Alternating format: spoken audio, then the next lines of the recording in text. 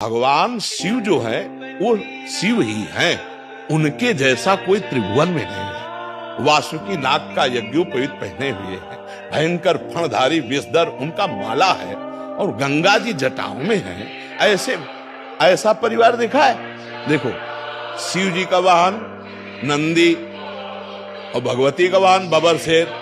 1 minute में नंदी को खा जाए, लेकिन दोनों चैन से रहते हैं, नहीं रहते। अच्छा, हुआ और आगे बढ़ो। कार्तिकेय जी का वाहन मयूर है ना। भगवान शंकर के गले में सांप, मोर सांप का बहुत बड़ा आहार करता है। सांप का आहार। गणेश जी का वाहन चूहा है ना। कहीं झगड़ा देखा? बिल्कुल शांति से पूरा अरे शिव की क्षमता कोई कर सकता है? शिव तो शिव है। व्यसन करने में शिव को मतलब है कि भगवान शंकर नशा कर, अरे यार वो तो परमात्मा है यार, वो तो महादेव, देवाधिदेव महादेव है। नहीं, ऐसा नहीं। शिव जी ने तो हलाल जहर पिया, भले एक बूंद पी के दिखाओ। ये सब कोई जानता है कि नहीं? समुद्र मंथन में जो पहला हलाहल विष निकला भगवान शिव ने पिया। तो आप व्यवहार करो, शिव जी कोबरा को गले में डाले रहते, एक बार कटवा के दिखाओ। शिव जी ने गंगा जी धारण किया, 1 बाल्टी पानी धारण करो। शिव जी ने गंगा जी धारण किया, 1 बार। शिव जी कभी भांग नहीं खाते। मंत्रों के द्वारा विजया शब्द से उनका अभिषेक किया जाता है, अभिषेक किया जाता है।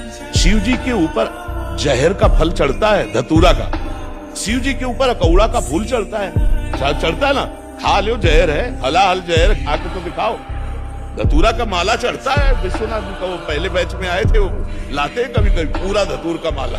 एग्जाम्पल बनाइए या एग्जाम्पल तो किसी का भी आप दे सकते हो। आप कभी देखा है लोग कहते हैं भगवान शंकर चिलम, ऐसा कहीं लिखा है?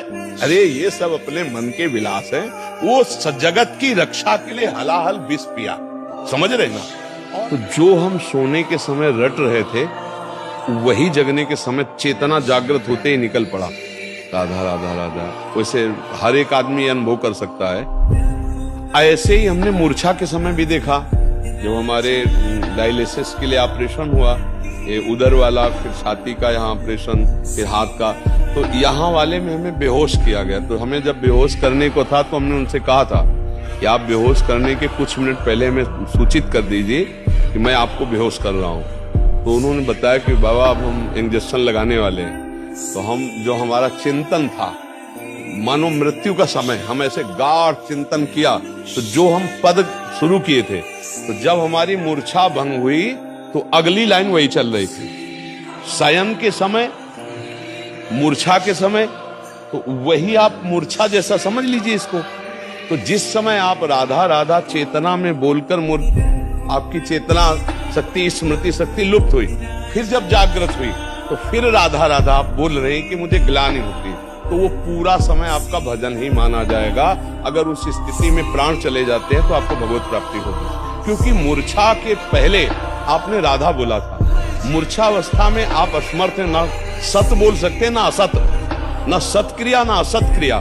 तो अब आपका राधा ही माना जाएगा वो प्रारंभ का, और उसी से भगवत प्राप्ति हो जाती है। जैसे कोई सुबह बोला राधा और बेहोश हो गया, अस्पताल में भर्ती हो गया, और उसे होश ही नहीं आया, समाप्त हो गया शाम तक, उसे भगवत प्राप्ति हो गई। क्योंकि अंतिम उसकी चेतना में पहली बार राधा जो निकला, फिर मूर्छित हो गया, तो उसका वही माना जाएगा अंतिम समय स्मरण, और उसी से भगवत प्राप्ति हो जाएगी। आप सोच पा रहे जी।